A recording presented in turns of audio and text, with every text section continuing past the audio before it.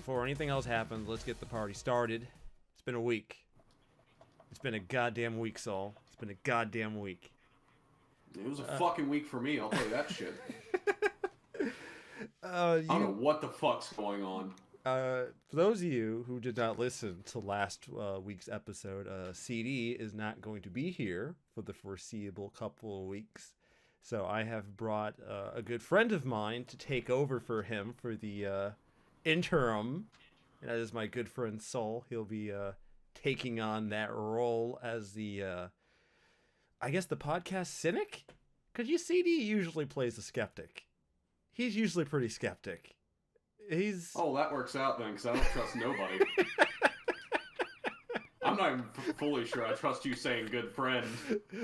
Hey. I mean, you tolerate me at least. I do.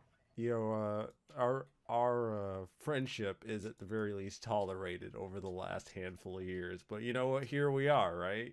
History has looped back around again from like 2009, 2010, yeah. Right? That was like the last time we did anything like this together. So it's like 2009, 2010. Jesus. When was Ultimate Marvel released?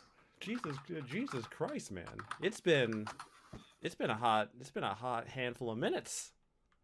Yeah, about 2009 probably be right. Yeah, 2009 maybe 2010. Yeah, because Ultimate Marvel came out in 2011. Yeah, and I remember last time we did this, I was talking about Marvel 3 itself, and I believe Ultimate had just gotten announced, and I was talking about that was bullshit. Oh look at this. Yeah. DLC immediately day one now instead. Wow, it got worse than I thought. It got worse really quickly. Yeah, so as far as what I've been up to this week, it hasn't been a lot, surprisingly enough. I've been messing around with Crisis Core, the Crisis Core remaster. Nice. Yeah, I'm redoing it now, because I did the PSP version via emulator on my channel already. And that was an experience. I will say this remaster feels much better to play. Not necessarily in the way you think. I think it feels better because things flow a lot better in combat. So like if you do want to go for like a melee combo into like a materia or like a melee materia. Yeah, there's just a generally better flow. It feels better to do. You know what I mean? Like when you do it, it doesn't feel, because in the original game, man, it just felt so stilted. Like you would do it and it never felt good. So you would just never do it. You know what I mean? Like there was no need to. Like, well, okay, there was a need, but you just didn't want to do it, because if you did it, you would just get hit and punished for trying. So it's like, yeah, so it's kind of that problem of before, due to the way it worked, you just kind of got screwed when you decided to try and do that. Yeah, when you wanted to do something. Now it flows a little better, so you could possibly actually do cool shit. Yeah, it works. It plays really well. So, as I'm sure some people have noticed, they changed the voice actor for Zack for this version of the game.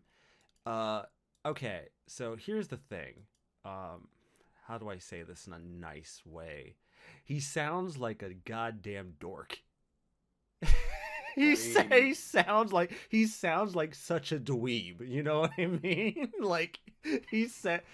I mean, I think that works. I mean, I don't think Zack is as dweeby as Cloud is, because I mean, I don't know if Zack ever said "let's mosey," so that is true. Not even Sid was taking that. Not even Sid took that shit seriously when Cloud did it, because Sid was like, "Dude, that there's no reality where that sounds cool. Stop it." Yeah, I don't mind his new voice. His new voice actor, I mentioned it in like the first episode. He sounds like a giant dweeb, but like I love him for it, because it kind of makes a lot of the way he acts throughout the game make a lot more sense when you don't have him pinned as like this I don't know, straightforward, he wants to be the hero kind of guy, but now he sounds like a dweeb who, he sounds like the kind of kid who got bullied in school and then jacked up. And then joined the military, and now he just wants to be a hero so bad. It's actually really funny. I love him. It's great. It's a great time. I don't really hate the voice. I know some people didn't like the voice actor for the new one. I don't think I like it. I like the take. I think him sounding like a dweeb actually makes a lot of sense for just the kind of characters that we're dealing with. He's a dork, He's a giant dork whose big dream is I want to be a hero. I mean, come on. Like that's his dream. That's his the guy's on Well, I feel like the guy's on par with Cypher from Final Fantasy VIII, really. Like what was his Oh good lord. Trying to picture Cypher voice. See, you say a dork, I'm picturing Cypher as the most edgy voice imaginable. I feel like and what's great is I'm picturing that at some point you run into Cypher and he doesn't have that voice, and it's when he doesn't think anyone hears him. So the entire time he's talking, he's like, "Yes, I am Cypher, everyone listen to me." Then the one time you catch him, he doesn't think anyone's listening to him except maybe Fujin and Raijin's like, "Man, I really gotta stop that. My throat's hurting." Yeah, man, like, Cypher, just chill. Yeah. You don't gotta do that. You know? We respect you plenty, and everyone else will too. Shut the fuck up, Raijin. You know? Fujin. Yes, silence in all capitals! In all Oh my god, you're so right. And that's the thing, right? Like, the reason Crisis Core, I like Crisis Core so much, from like a story perspective, is on my channel I did Crisis Core and went straight into the original 7, right? Yeah. And there are certain sense. things in Crisis Core that I found kind of endearing. Okay. One of the things is that when you get to Nibelheim, right? Cloud never takes off his helmet while he's there. Yep, because he's too fucking embarrassed. So there's a moment where you get an email from Cloud, and he's asking you to come have dinner with him and his mom because he's embarrassed about the whole thing, and he just wants a friend there with him. Hey man, I know we don't really know each other much, but I want my mom to at least think I have one friend since I left. Like, it's charming, you know? Like, and the thing is, in that video, I'm gonna And Zach being the bro he is, sure man, I'll do it. No. I barely know you, but fuck it, I got nothing better. No, dude, I'm an asshole in that video. I'm like, dude, you gotta handle your own fucking problems. Dude, I'm such an asshole in that video. I'm just like, nah, you gotta handle your own problems, dog. I got shit to do. I'm on my hero shit, nigga. You better handle your shit. I'm gonna handle mine, nigga. Come hit me up when you. You're on that hero shit, and you literally get a plea for help and blatantly ignore it. I never said I was the hero. Zach is. Big difference, my guy. Big difference. Fair enough. Yeah, it's stuff like that I love. It also, you know how I mentioned one of the most ridiculously funny things about Final Fantasy VII was the fact that after Nibelheim got burnt down, you find the documents that they rebuilt the town and put paid actors there? Like, that's a thing. Man. Yeah. That's either the most stressful or the cushiest job in all of Shinra. So they do this, and it actually is a thing that you do. It's actually a thing that Zack tries to understand in Crisis Core. Because when he wakes up in the Mako tube and has to get Cloud out of there, they get back to Nibelheim, and Nibelheim is still there. And Zack is like, wait a minute, the fuck? It's like, the fuck? Why is the town here? Don't worry about it, Zach. Yeah, wasn't this place... Shinra. That's the answer to everything. God, I love it. Like, I love it and I hate it. Because, one, it just shows how extra Shinra is. That instead of any other reasonable way to deal with the disconnect of, like, with, like, a giant accident like that happening, they're just like, nah, rebuild the town and act like nothing ever happened. I mean, I'll be honest. My biggest problem with that the whole time was... Let's say they don't rebuild the town. Who the fuck is gonna know? Nibelheim is in the middle of fucking nowhere, and the world of FF7 truly is dystopian. There is nothing anywhere. No one travels because it's too deadly. It's too deadly, and it's way too spaced out. You think about the only thing... Yeah, like, it's way too spaced out, and it's way too fucking deadly. And the few people who do travel, they probably didn't know Nibelheim fucking existed unless they were from there. Yeah, right? Fuck. That's a great point. Damn, because I'm thinking... It's making the whole thing, when you think about it, even more pointless, because I have to stop and be like, I'm surprised Shinra knew the place existed. Well, they built... Actually, yeah, they built a Mako reactor there. That means someone had to scope that place out, right? So, like... Yeah. Someone found this place and was like, well, this is in the middle of nowhere. There will be no political implications if something goes wrong here. Yeah, we'll just build it here, right? It's perfect. Fantastic. We'll build it right here. No one's going to question. And then some jackass in fucking working for the fucking PR department's like, nah, dude, that place blew up. We need to, like, cover up all this. Why? No one knows what the fucking name of that town is. No, we have to make sure it's covered up. Listen, I told you at the start of this meeting what the name of the town was. Can you tell me what it is, PR rep? Yeah, I didn't fucking think so. I think one of my favorite moments, before I pass it over to you, one of my favorite moments is Zach wakes up and gets out the Mako tube that he was experimented on, right? And you find these emails from Hojo's assistant. So Hojo got bored of testing Zach and Cloud, right?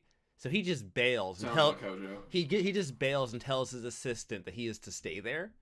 And according to the emails, the assistant was there for years. Just there. Just... Yeah, no, I can fully believe it. I mean, listen, Hojo's the kind of guy that he says, I'm going to Costa del Sol with some hot fucking models for like 3 weeks. See ya, bitches! You keep it down. You keep the place held down. All right, sir, enjoy your vacation. 4 years later. Oh, you're still here? He comes in with like a suntan. I'm heading to Costa del Sol to get myself a tan. Take care of the place while I'm gone. But wait a minute. 4 years later, comes back with tan. You're still here? I thought you'd be dead. Yes. Well, get in the test tube. You're clearly an anomaly.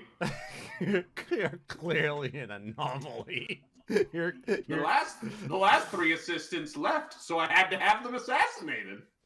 That is some like straight up Hojo ass shit though. That is some straight up Hojo ass shit. Holy shit. I love Final Fantasy VII, man. There's so much in that game that the more you learn about it, the more it's like, oh, this is weird. Why is this a thing? I'm gonna be real. Of all the things in 7, I'm still sitting here like, so explain to me why Cloud did not bury his Buster Sword in Hojo's ass in Costa del Sol. Yeah, right? Please, anyone explain this to me. Yeah, he could have murked that nigga right there, right? Like, it wouldn't have... He's already fucking made an enemy of Shinra. What, are you gonna make a double enemy out of him? Murk that motherfucker right there, right then and there, dude. Man, I'm surprised Red 13 didn't fucking murk him. Yeah, right. That's actually one disappointing thing. So when you fight Hojo,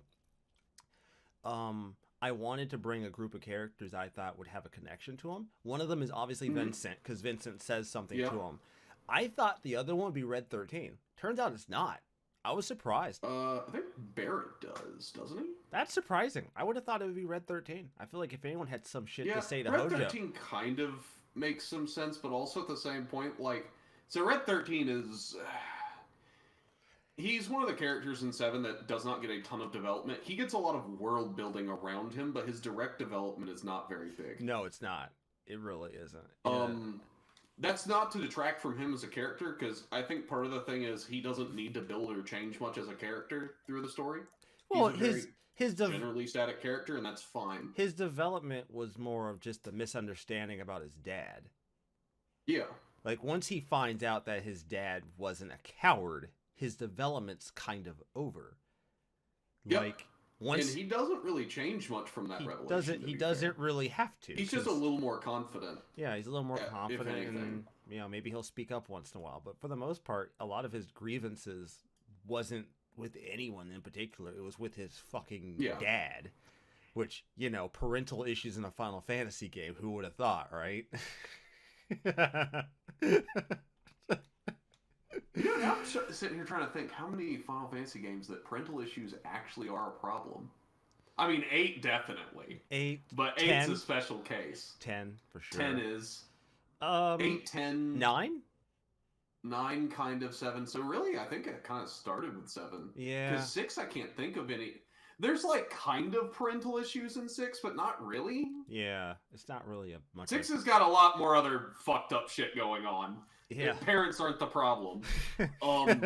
Parents are not the biggest problem this game has. No. Holy shit. So I'm not gonna go too much into it because I haven't gotten it yet. Before I ended up getting myself a Steam Deck.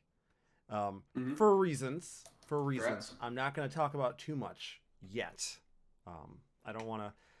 I want to have time with it for a couple of weeks before I actually give any thoughts on it. I don't want to I don't want to get it, use it for like a handful of days, then talk about it. I want to really get to know it and then speak on it. But I just want to throw that out there. It'll be part of at least one of the shows at some point when I go on my tangent about it. But till then, maybe when CD returns or something, that might work out. Yeah, that's probably because I know CD has a Steam Deck. Yeah, I don't, and I'm at the position of like, would I accept a Steam Deck? Sure. Am I going to buy one? Yeah, we'll talk about. That's going to be a thing. It's going to. And that's not to do with the quality of the Steam Deck. It's that I work from home. Right, so you don't. Right, so you're not really. Literally, I leave the house to get groceries, and that's about it. So Soul, what have you been up to? What's been keeping you busy these days? I guess this besides work destroying me for the entire fucking week. Yeah, about to say I messaged you. When was it? I want to say it was towards like the middle of the week, and you're like, bro, I'm getting my ass fucking handed to me. You're like, God. Well, it's more that so this is, so I work for a networking company without revealing too much information, and normally after Thanksgiving, week of Thanksgiving and after, we just die. There's nothing going on. Mm-hmm. It's completely silent. Yeah, sounds about right. This year, it has been nonstop since, and we have no idea why, because none of it has to do with specifically the holidays or anything. Really? So it's not holiday related? It's just a bunch of shit decided to break and go wrong all at the same time. Oh.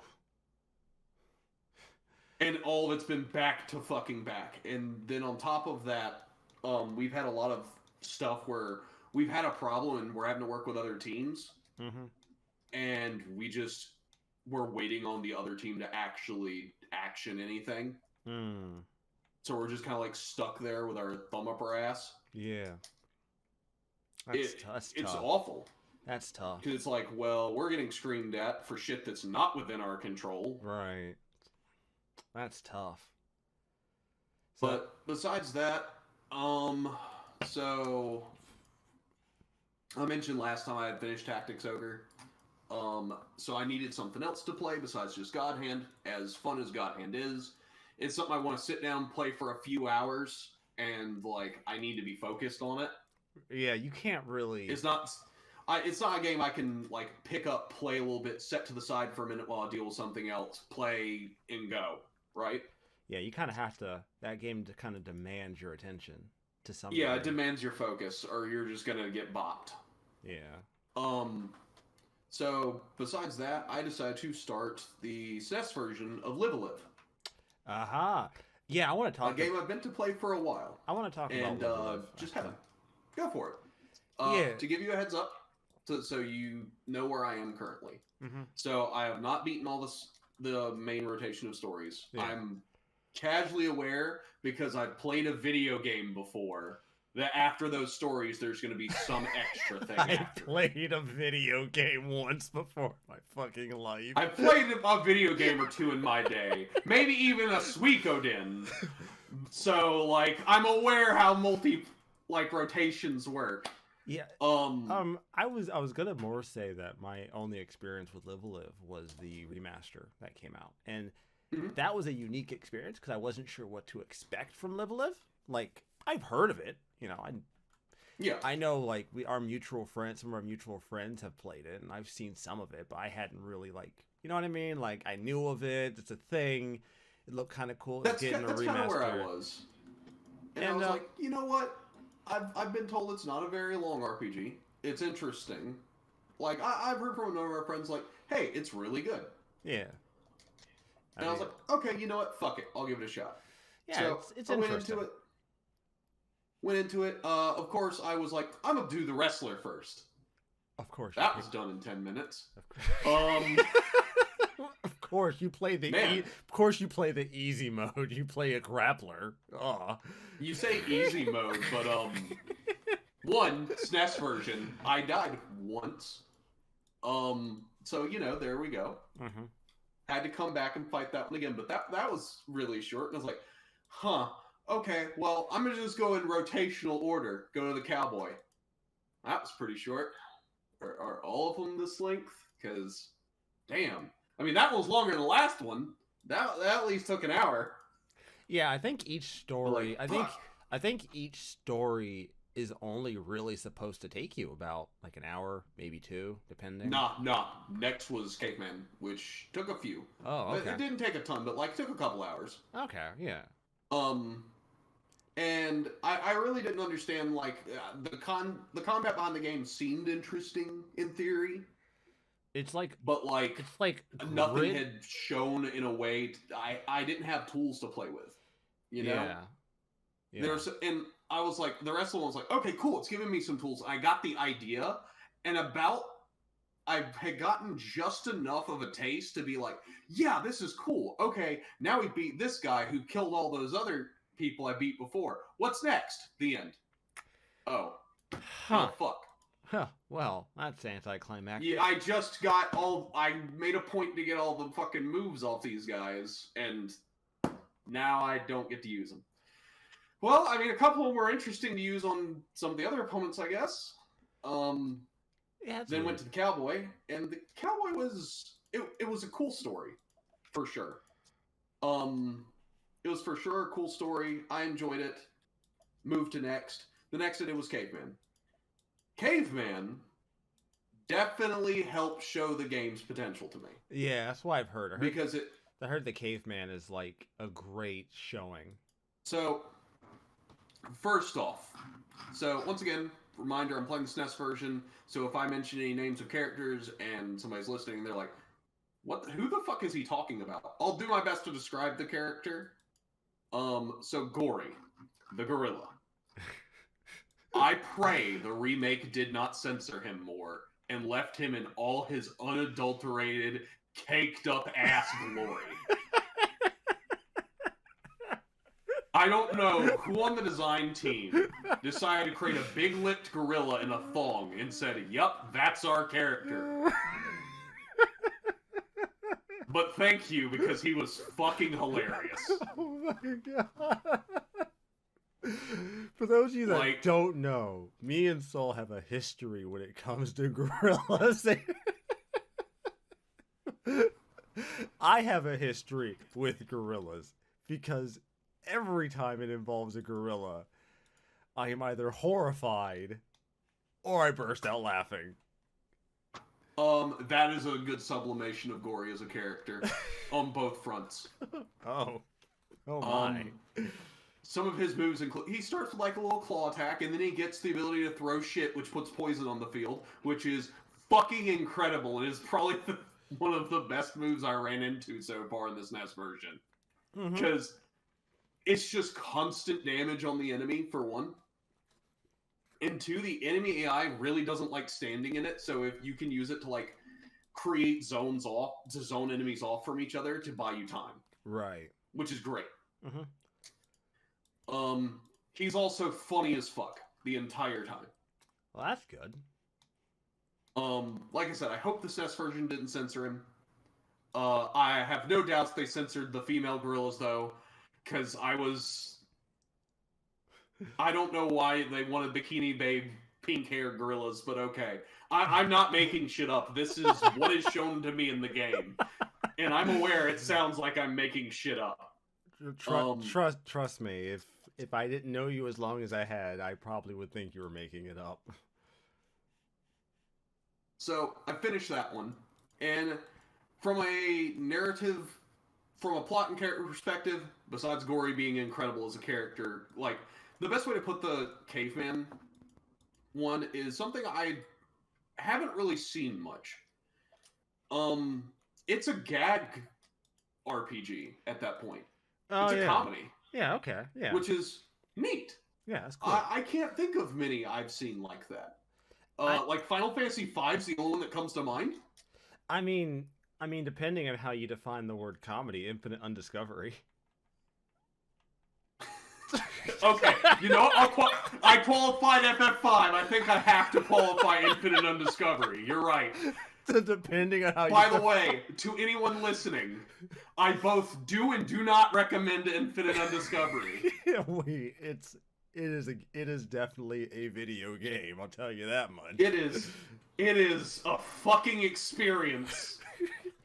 like I said, if anyone does play that, listening to this, for the love of God, don't judge it until disc 2. Yes, I'm aware I'm asking you to wait 30 hours for a game to start, and I fully admit that's a big flaw. But like, the game actually decides it wants to be interesting at that point. I don't know why it took it 30 hours to figure out it wanted to be interesting, but fuck it. So yeah, depending on how you define comedy, I guess that game probably qualifies. Yeah, I'll let that one qualify, because dinner. Like, Capella's a wonderful character, just full stop. Yeah. So, the last one I just finished was the Mecha line, which surprised me. For how short it is, especially, it posits some really cool narrative ideas in the world. This is, once again, I'm speaking on the SNES version because I'm curious if any of this was changed for the remake or not. If it wasn't, wonderful. I'm happy to hear that. But shit like, one of the things that happens is there's a turtle dying. So you have to get this robotics professor to come with you to extend the turtle's life by liquefying it. They liquefy the turtle and put it in an android, and the turtle now is sentient in the android. And this is important because it immediately introduces the concept of liquefied humans next. Which is such a fascinating concept for like cyborgs. I'm happy to see the idea of liquefying a person is fascinating. Oh no, like, have you played through that section or no? I have not. I highly recommend at least playing through that section. Oh, I'm gonna play through all of it. Honestly, pretty well written. Oh. Especially for how short it is overall. So I won't spoil too much on that front, but the concept of liquefied organic creatures being shoved into mechanical forms to continue life is really interesting because I can't think of many situations where I've seen that in science fiction. Yeah, I don't think you see that very often. And this is the mecha one, so I think you get an idea where it's going already just off of that. Yeah. So yeah, that one was really neat, honestly. Okay, cool. Last one, I had just started the Ninja, which I can't speak too much on, though I'm casually aware of. That was the first one I started. That was the one I played. That's when I played a decent amount of for the demo. It took me it was a little bit of a learning curve because I wasn't sure how the game played. I wasn't sure, like, the mechanic of it all. Like, yeah. Because if I had never played the game, so I was like, okay, so how does this work? Okay, that's how that works. I understand the rules of this. But I also, my issue, maybe I picked the wrong story. My thing was, okay, so are you like, the game's like, you know, get in and get out, get this done, don't kill people. Like, I feel like the game's like, try to be stealthy, but then, like, the game's judging you on, like, how many people you kill, but if you kill people, you get experience and you get stuff, so it's... So, I don't know. That's an interesting point, because I actually do know a little bit on that front. If you want, I'll spoil this. So there are only 3 routes there, which I was curious about that, so I said, fuck it, I'm just going to look up and check if there's, like, is this like a benchmark thing or what? No, there are, you kill no one, you kill everyone, or you just kill a few. There's technically one 4th caveat, which involves women. Oh. If you make a point not to kill women, okay, you get a reward. Yeah, okay. If you kill no one, you get a reward. If you kill everyone, you get a different ending. Okay, got it. Yeah, because it's one of those things to where I'm playing, like, it introduces that, but then I'm like, okay. It's an interesting balancing act. Yeah, but I guess this is, like, my problem, so to speak. Like, my issue as, like, someone who plays, like, a lot of RPGs is, like, when you set it up that way, my first thought is, so what are you telling me to not kill people? Or are you telling me that I should try to avoid it? You didn't say I'll game over if I kill people. So I assume it's okay. Actively asking you to make a moral decision. See, I didn't. Okay, that's my fault. I didn't process that's it that way. That's the thing, which is one of the things that I understand you didn't process that. I think it helped me going from mecha into that because it kind of showed me the authors are more than willing to put moral ambiguity in there. Yeah, okay. Wow, now I feel dumb for not processing that it was trying to give me. No, that's fine. I wouldn't feel dumb about that. A moral. I didn't. It's a moral I didn't decision. Take it. Are you going to slaughter everyone to ensure that nope, no one can see me if there's a fucking pile of corpses? No one know who did it, and if they do, well, they know not to talk. Yeah. All right.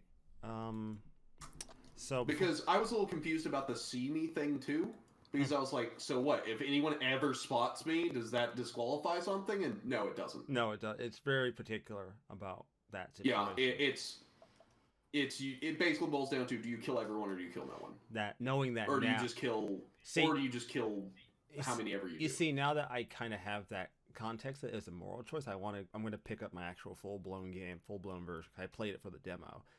I want to go back and play it now and actually play it with that mentality because like I said, I was trying to get what they were wanting out of me, and I didn't take it as a moral thing. I took it as like gameplay thing, which my bad. I will tell you, there are secrets in the game. Because I became aware the caveman section has a super boss in it. Oh. From what I glanced at, it is indeed a fucking super boss for that point. Oh, Jesus. Okay. So, there are secrets and things like that, as well as there's a, there's a couple of recurring characters, because I don't know how far you got into the demo with Ninja. But there's a father-son. Not super far. Okay, there's a father-son pair that show up in every timeline. Ah. And it's a running gag. They are in some timelines. It's mandatory they show up. It'll be obvious. In others, they're hidden. A good example of hidden is in Wrestler. In Wrestler, you have to specifically set up a scenario, and then the guy you're fighting will jump out of the ring and beat the dad to death. Jesus. The dad is heckling him and throwing cans and shit at him. It's the Detroit. If you see the guy in question that's getting heckled, that's not a man you want to fuck with. It's the Detroit Pistons courtside brawl. Background: this was like early 2000s. People in the stands were like throwing like drinks at like one of the players on the sidelines, and the guy's yelling like, "You won't come up here!" And then guess what? The team came up there and started whooping people's asses. I like the concept the team came up there. It wasn't one guy. Oh, dude, it was not like... one person lost their temper. The fucking team as a unit said, "Nah, fuck that guy." Oh no, that's heartwarming to me. Oh no, my dude! Like there was like five. Like, dude, here's the thing: if you're like an average guy, right? So like 5'10", 185 pounds, and you want to sit there and heckle like a pro basketball player who's probably sitting somewhere around the 200-ish pounds, nothing but sheer muscle, or like lots of muscle and shit. You really think you gonna win that fight when he decides I'm gonna come up there? When you in the stand yelling, "Come up here! You won't come up here!" Yeah, guess what? They came up there. That's what happened. I will see. Just gonna get ruined. So before we start the story, I wanted to ask you something. I asked CD this question a while back. So one of the things I've dealt with as a YouTuber is I'll play a game, right? and maybe I'm playing on PS5 or PS4 or whatever, and I'll play the game. I'll do what I consider to be completionist, which is or isn't depending on how you view it, but fine. Completionist is kind of subjective. Yeah, so however you define it. And sometimes I'll find myself in a position where, in virtue of what I've done, I'm only like one, maybe even a few trophies away from finishing. Right? From getting the platinum. But then my goofy ass decides to look at the trophies in question. And I will tell you the truth, I have flashbacks from like Xbox Live Arcade games back then of those trophy lists. Do you remember those fucking trophy lists for like Splosion Man? Oh, wow, Splosion Man. Fuck, I haven't thought about that game forever. Holy shit. Fucking Hey, listen, I'm gonna be real with you. That trophy list asked you to get really fucking good at the game. Yeah, that's what it asked. So was it unreasonable? Maybe. So it wanted achievements to feel like achievements. But my question is, my question to CD was like, if you were like about to beat a game and then you like happened to look at the achievement list and saw that you were like two achievements away from platinum, would you go out of your way to platinum, or would you just say, I'm gonna just beat the game and be done with it? Like even assuming that those last two trophies were like real ball busters, right? Like in your case for Final Fantasy X, to like max out your team in fucking Blitzball or whatever, or something to do, or whatever your next. Good lord, please never suggest that again. I'm pretty sure anyone who's played enough 10 just fucking broke out in a cold sweat at the concept of how much time that would take. What I'm saying is, if you were playing 10 and like you're about to finish the game and like you had like one trophy left and that was the one trophy, and that if you did that one trophy you'd platinum it, would you let it slide, or would you be like, I'm almost there? So, okay. That's under the pretense it's not like Final Fantasy X, so I'm already really enjoying the game. Okay, right. Because that's an important factor here. Because how much I care to get everything is heavily reliant on how much I enjoy the game. Right. If I really enjoy the game, I would be willing to go the extra mile. If I love the game, I will go the extra mile. Right. If I'm kind of non-committal, it depends on how much time I think you're asking of me. Right, that last trophy might be a big ask. I think a perfect example of that is, I like Star Ocean 3. Have you ever looked at the achievement system in Star Ocean 3? Reminder, it's a PlayStation 2 game. I have not. Is it a ball buster? Okay. Some of the example achievements. Beat the game on normal. No big. Beat the game on hard. Okay. Mm-hmm. Beat the game on 4Ds mode. Okay. That's all expected. Yeah.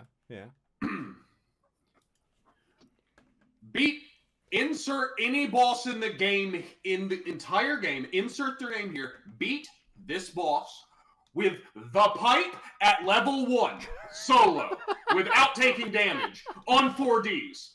Oh. I just stop at that point and go, wait, so what does that look like? Goes to look up the first boss. That's a 20-minute fight. Fuck off. Just fuck off. Like, I appreciate that you wanted to give your players goals and objectives, so when they play through this game for, I have to assume at that point, the 80th fucking time, because, fun note, that on 4Ds mode, there is a hard and a normal version of that achievement. Oh. Getting the 4Ds does not get the hard or normal version. Oh, no. So you are going to go through multiple playthroughs of what is Star Ocean 3? What, a 60-hour RPG at least? Jesus, it doesn't... Playing on a higher difficulty doesn't unlock the achievement for all the other... Oh, that's... Nope, you have to do each individually. Oh, that's tough. Oh, that's tough. According to how long to beat, it's 45 hours.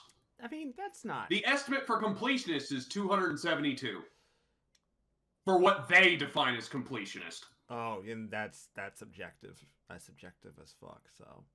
Although, I will say how long to complete usually is pretty close. Those... Depending on how many people hours, they pull, it's usually pretty 45 close. hours set...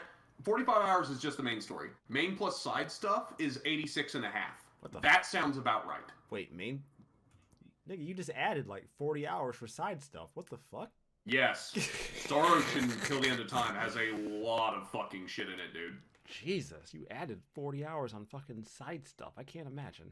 I can't live in a universe where that's a thing. Getting all the fucking scaled rabbits, doing the racing, fucking doing the crafting, getting your characters actually skilled up in their crafting. It's a lot. Yeah. So, I guess with that being said, I should probably transition over to the actual story, at least one of the actual stories for this episode. We'll go to the actual story now. I wanted to talk about this one because this one's interesting. Microsoft could introduce a cheaper, ad-supported Game Pass tier, survey suggests. Okay, so here's the thing, right? Game Pass is, well, it's not something I personally use. It is a fantastic proposition, I think, for people, right? Like, conceptual, I think it's fantastic. I think it's a great value proposition, right? And even like just the basic Game Pass, not even Game Pass Ultimate, which is even a better, which is an even better proposition just for what you get. Like, at $15 a month, you get access to games on console and your PC for $15 a month versus the normal Game Pass. That's a pretty fantastic bargain, I think. My thing is... Hold up. Let me sell anyone on this. For $15 a month, you can play the entire Yakuza series right now. That's... Yeah, that's... Wow. Yeah. Bam! Right there. And I don't mean, all but, including Like a Dragon. The whole fucking shebang. The whole series is available.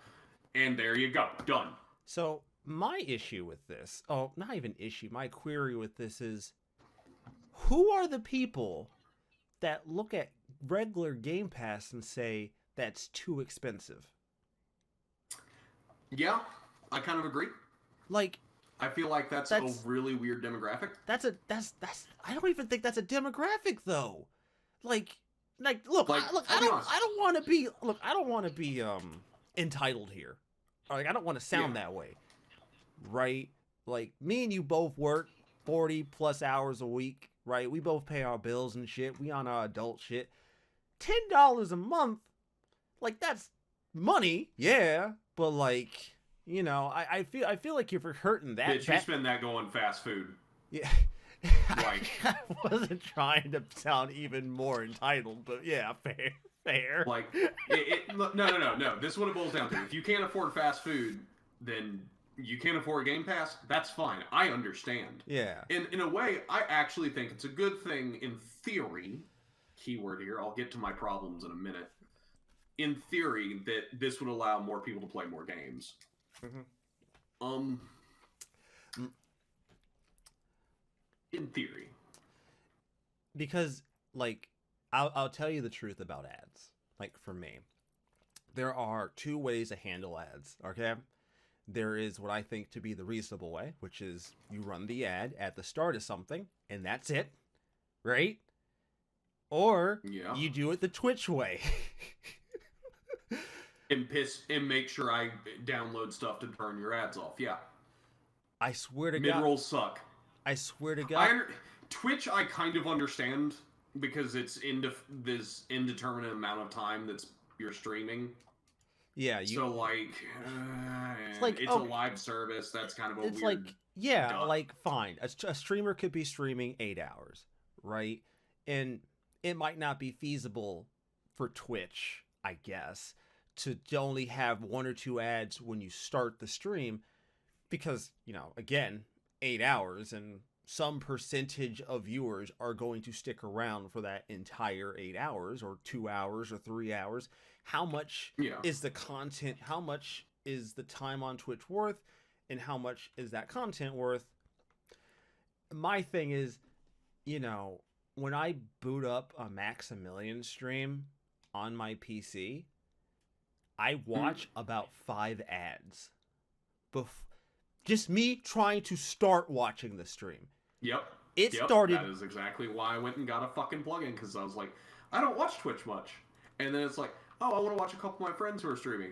And it's like, wow, I really don't want to watch 5 goddamn ads at the very start of a fucking 2-hour stream, guys. Yeah, it's like 5 ads. It's like, dude, and Asmongold said it best, right? Because people are like, well, yeah, and if they do that, when they do that, the viewership would and will go down.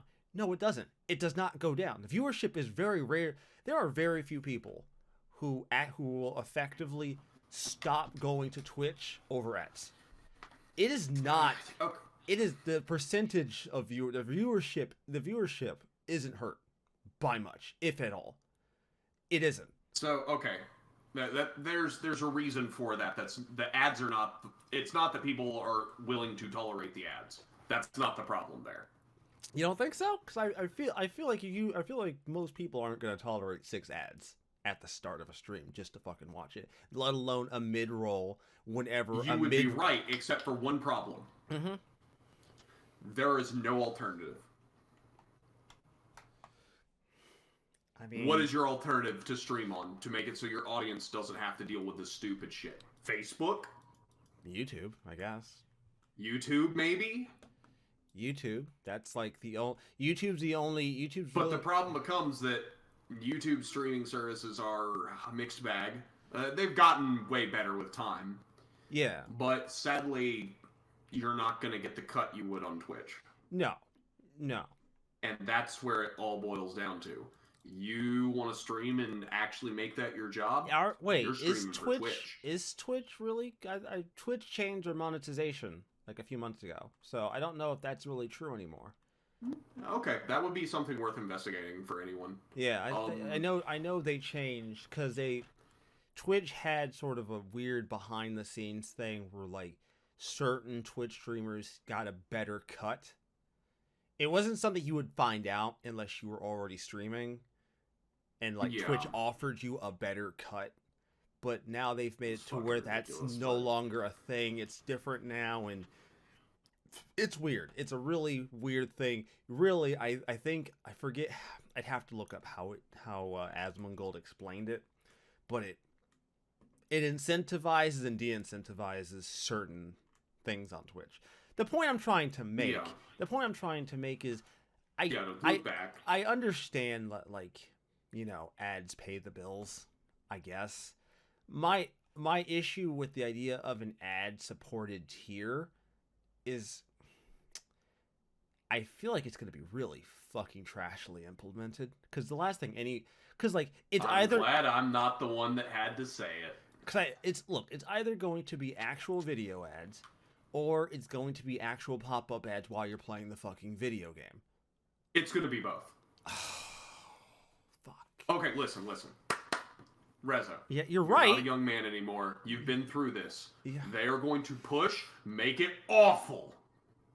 Like, downright intolerable. And then when everyone complains, they're going to rein it in a little bit. But you'd have to kind of wonder, though, if they're charging you like $5 a month for this ad tier, how much can you really complain, though? Pay $10, you don't have that. A lot. I think it's completely reasonable to complain. I mean, you get what you pay for, though, right? Like, at the end of the day... You're right. At the end of the day, you're right. But the sad reality is people don't actually vote with their wallets. I've seen it too fucking often. I mean, you're right. If I needed any more proof than that, the sheer number of people who went, I'ma never support a Blizzard product again, and they're logged into fucking Overwatch 2 right now. Yeah, that, yeah. Whereas, I was like, you know what? I don't think I want to support Blizzard anymore. Uninstall Battle.net, yeeted the whole thing, don't care. Yeah, me too. Actually, it was sooner than... It was, Warcraft 3, refunded. I was still playing Overwatch 1 when that happened. Yeah, Warcraft 3 was when I decided I didn't want to support Blizzard anymore. I felt that was... Oh, I don't blame you. But I know that Activision Blizzard's made by multiple teams. So, fucking the 3 Reforged blunder... that was mystifying. Yeah, to be honest with you. I don't know. I don't know how you took, like, the easiest product you could have possibly fucking released and absolutely shit the bed on its release. I do not, to this day, understand how that happened. It's other than pure fucking greed. Yeah, it really is. It's got to be greed. It got pushed out the door like literally fucking 6 months too early, without question. That's at minimum. Yeah, bare minimum 6 months. It was overpromised and it's one of the most overpromised and underdelivered things I can fucking think of. Yeah. Before we wrap up, there was another story on the list. God, this is actually comical. I might have to make sure I find this when I get to this point in the playthrough. I might have to make sure I find I thought you might find this entertaining. A painting in Crisis Core Final Fantasy VII Reunion has a Getty Images watermark. The watermark artwork appears in at least 3 locations in the game. Yep. Okay. Alright, hold on a second. Hold on. You're telling me that somebody at Square was like... At least one person was like, okay, I need a piece of artwork. I'll use this one, but doesn't it have like a Getty thing on it? Dude, it's not... No, you're going too far. No one ever fucking noticed this. This guy was fucking exhausted as shit. It was 3 a.m. He was like, Google Victorian Street, enter. This one, and this one, and this one. There we go.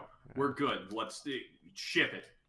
No one's ever... no one's ever... I don't think I fail to believe, especially Square, had anyone noticed this on the way out. This was one intern's job. And then it was like, they were exhausted. They're on their, 12th energy drink. They haven't slept in 3 days. They've not seen their family in 2 months. Oh, they're because they've been sleeping under the fucking desk. Sleeping under or on and the they're desk. Just like, good enough. This is fine. I'm sure this isn't gonna cut. Actually, I wouldn't even be amazed. I'd be amazed if he even thought about this is gonna come back and buy. I don't think he even thought that far. He was just like, "Yep, this is perfect, fantastic, it fits." That's interesting. Yeah, no, that's interesting. Here's my thing on that. Mm-hmm. What are the legal ramifications if Getty Images wanted to press charges? Because I don't think they can use this in a commercial product, can they? I doubt they paid for it. If they paid for it, the watermark wouldn't be there. The whole point of buying a fucking stock image is the fact there's no watermark.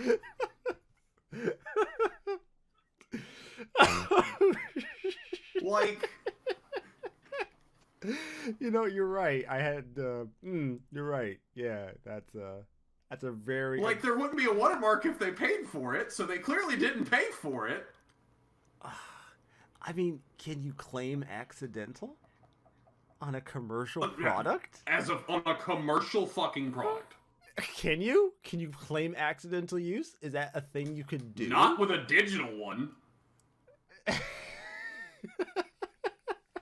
I'll be real. At this point, if Getty Images had the cojones to walk up to Square and be like, "I'm a sue," I'm pretty sure the Japanese lawyers would be sitting there like, "What the fuck is going on?" They would be confused about what this even was about to start.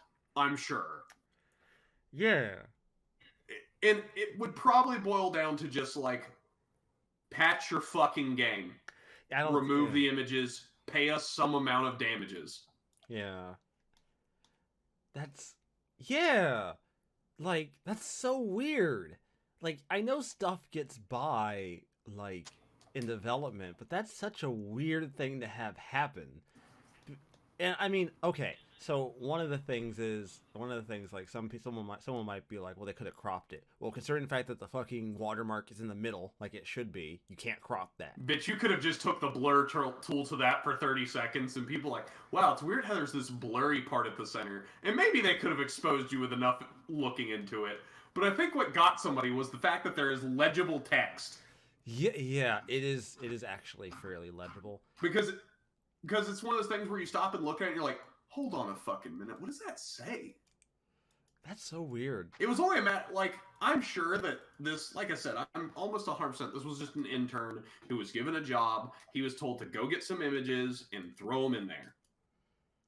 Which, I mean, I'd argue that's not a good design choice, personally, but I'm also of the opinion that when you design things in a world, you should make sure everything makes sense for the world fully.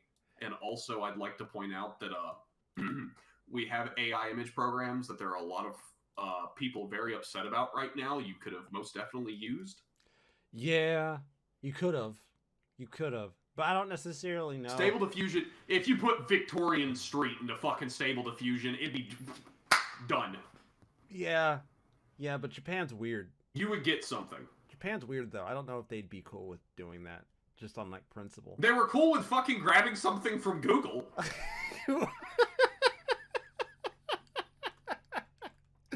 Yeah, but Google's like a community effort. If you think if you... oh, it's a community effort. Oh, if you stretch the definition really hard, Soul, really hard, really hard, it's a community effort. Man, you have to stretch it to the point that it can't even hold water. You've just got a disc at this point. If you bend the definition so much that it loses all meaning, it's a community effort. Okay, I'm sure that'll hold up in court. Yeah, I'm sure. That would be a great. Well, we took it from Google. Okay, but what about? Well, Google is a community. Man, I would love to see that court case of because court cases have a trickle down effect. Is the big thing. So the moment you argue that Google is now a community effort for any image taken from it, oh boy! You're gonna have Google showing up at somebody's door like, no the fuck it's not. No, we don't want to get fucking involved in this. Don't do this. No. You leave us out of this shit. No. This is between Getty Images and Square Enix. You leave us the fuck out.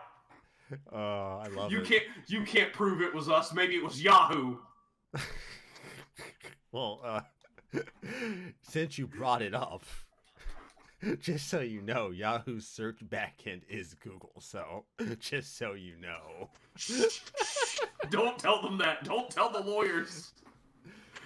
That would be interesting, though, if someone was willing to make the argument that Google, in theory, is a community-based community. I mean, that whole argument and logic is the reason why I'd have to look up which one it is, but one of the there's a bunch of artists fighting for their right in the games industry and a lot of other industries for their labor, because we're getting to the point that AI image generation is too good. Yeah. It's good enough that it can mimic specific styles, etc., to a level that would take very minor editing or none at all. Yeah. So we're getting to that point where it's like, well,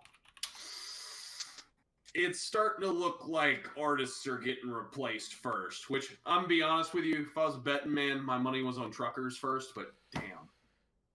You know, artist was not the horse I figured. You know, you say that, but I have talked to quite a few truckers in the business that don't believe that their work is at risk. Oh yeah, of course they don't fucking believe that. Everyone doesn't believe that shit until the day it happens.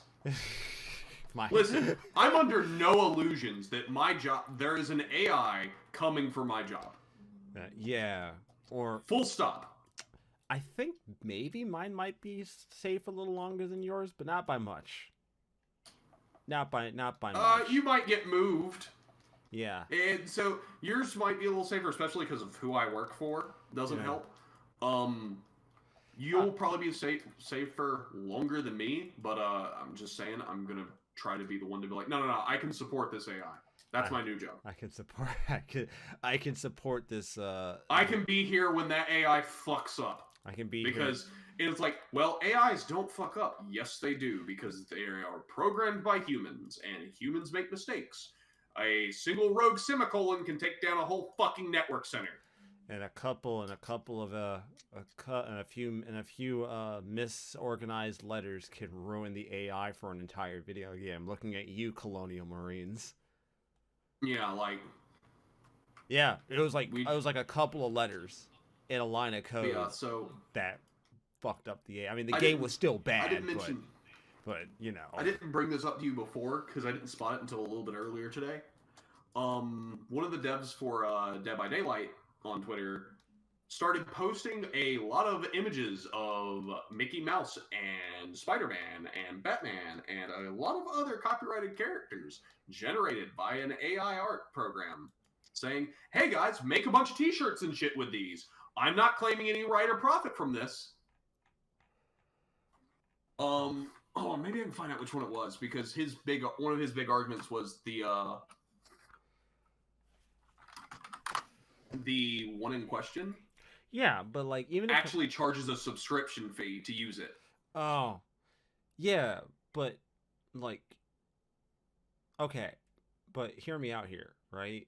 If you draw like a picture, if you draw a really well done drawing of like Mickey Mouse and put it on a T-shirt, you could be sued for using the image of Mickey Mouse. So why would it matter if a fucking AI does it? It would still be the same basic thing, right? Because the argument that the I need to look up which AI it was. Yeah. Like which group it was, because their rights usage claims that all images generated from this AI are public domain,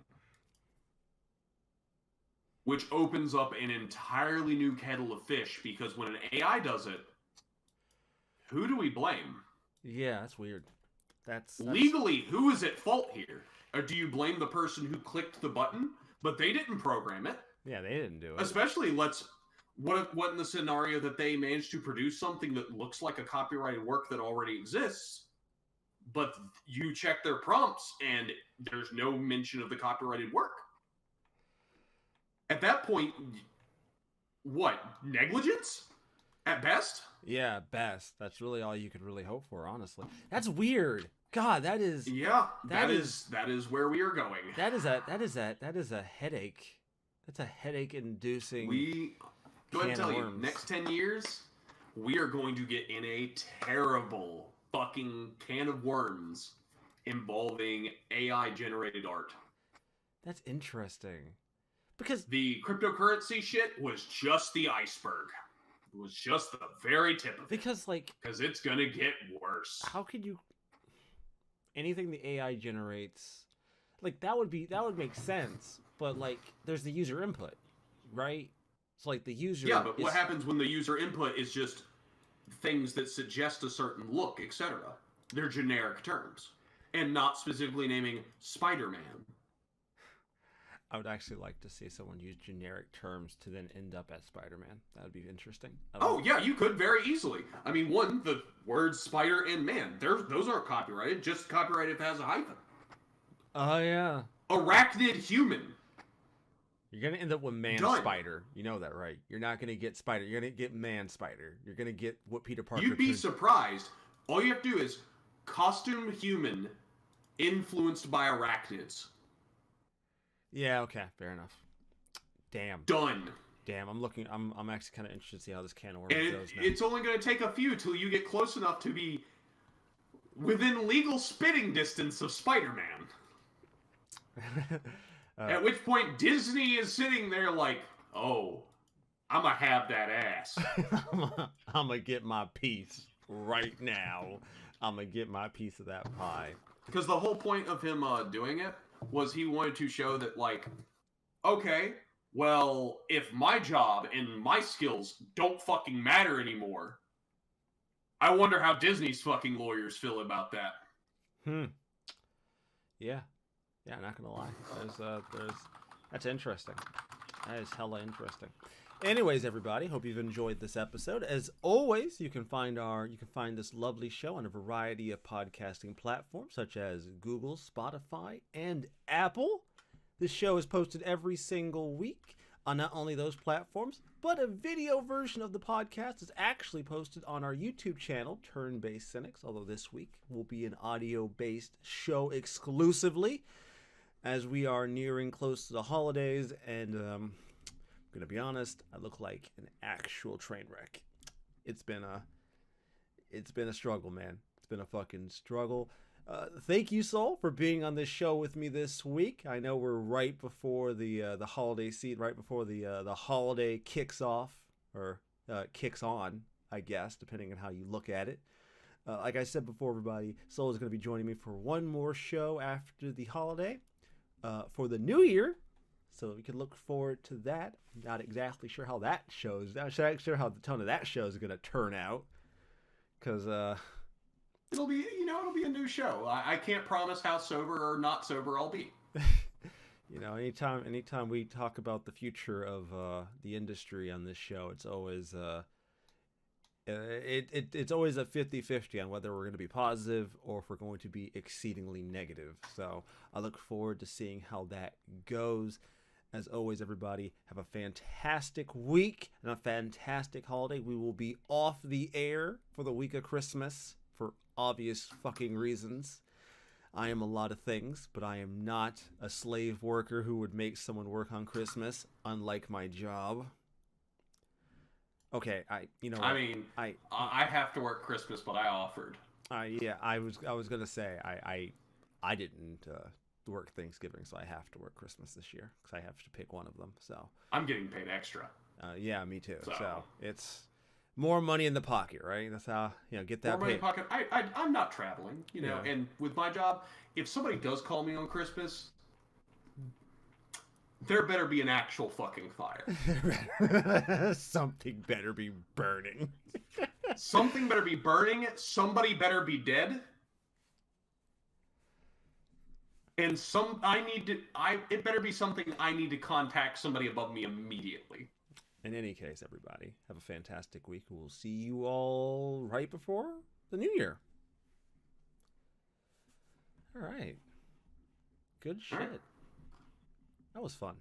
That was a fun take on an episode. That was like a 70% tangent. That was a 70% tangent. I told you, man. I love this. I love doing this show because it's kind of free flowing. I have my stories, but I also have the creative freedom to just sometimes be like, you know what, this tangent's pretty fun right now. I'll just let this ride. Yeah. I'll let it. Which is half the fun of podcasts. It's I'll let this fucking. I'm sitting here chilling, talking while. It was funny you mentioned the achievements thing because I'm playing Disgaea 2 right now to get the rest of the achievements. Oh, look at you. Which really.